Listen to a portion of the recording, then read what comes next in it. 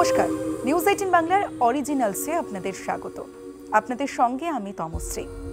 আপনারা কম বেশি প্রত্যেকেই জানেন ভারতের জনসংখ্যা কত। 11 নভেম্বর 2024 পর্যন্ত ভারতের বর্তমান জনসংখ্যা হল 145,56,85,460 জন। জাতিসংঘের সর্বশেষ তথ্যের ইন্টারপোলেশনের ভিত্তিতে তার মধ্যে 48.4% নারী, যেখানে জনসংখ্যার 51.6% পুরুষ। 2024 সালের শুরুতে ভারতের জনসংখ্যার 36.6% শহর কেন্দ্রিক বসবাস, যেখানে 63.4% গ্রামীণ এলাকায় বাস করত।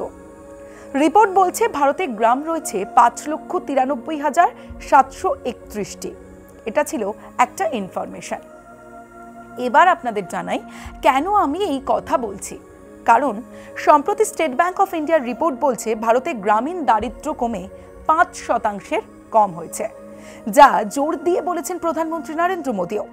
ওই রিপোর্ট অনুযায়ী 2012 সালে ভারতের গ্রামীণ দারিদ্র্য ছিল প্রায় 26%, যেখানে 2024 সালে ভারতে গ্রামীণ দারিদ্র্য কমে 5% কম হয়েছে। দারিদ্র্য হ্রাসের তালিকায় প্রথম সারিতে রয়েছে উত্তরপ্রদেশ, বিহার এবং মধ্যপ্রদেশ। স্বাস্থ্য, শিক্ষা ও জীবনযাত্রার মান, এই ভিত্তিতেই রিপোর্ট তৈরি হয়। নীতি আয়োগের রিপোর্ট, তাদের পরিসংখ্যান অনুযায়ী 2005 এবং 6 সালে দেশে বহুমাত্রিক দারিদ্র্য সূচক ছিল 29.17%। ওই সূচক অনেক কমেছে বর্তমানে। যদিও স্টেট ব্যাংক অফ ইন্ডিয়ার রিপোর্ট বলছে নীতি আয়োগের রিপোর্ট ও বিশ্ব ব্যাংকের রিপোর্টের কোনো মিল নেই।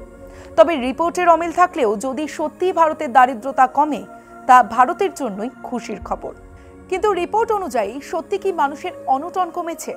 টাকা এসেছে মানুষের হাতে, নাকি শুধুই খাতায় কলমে আছে আর গরিব নয়? এই প্রশ্নটা কিন্তু থাকছেই। আজ এ পর্যন্তই। অন্যান্য আরো টপিক নিয়ে আগামীতে দেখা হবে। দেখতে থাকুন নিউজ 18 বাংলা।